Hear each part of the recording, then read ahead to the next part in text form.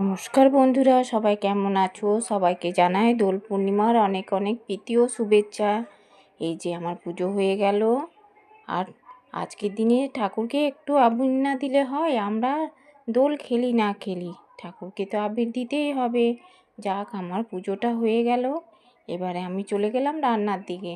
আজকে সেরকম বিশেষ কিছু রান্না নেই, যেহেতু পূর্ণিমা, তাই আজকে লুচি আর আলুর দম এই মেনুটাই সিলেক্ট করেছি। লুচির সাথে আলুর দমটাই বেশ ভালো যায়, তাই না বন্ধুরা?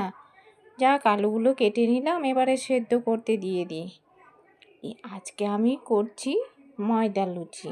প্রতিদিন তো আটার লুচি খাই, কিন্তু আজকে ইচ্ছে হলো একটু ময়দার লুচি খাই।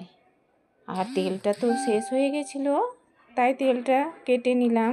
আর জানো তো, ময়দা লুচিতে একটু বেশি করে ময়ান দিতে হয়, সেই জন্যই হয়তো শরীরটা একটু খারাপ হয়, কিন্তু খেয়ে নিই, কী আছে, বয়স হয়েছে তো, সেটা তো করতেই হবে। মাঝে মাঝে তো নিজের খাবার স্বাদগুলো পূরণ করতে হবে।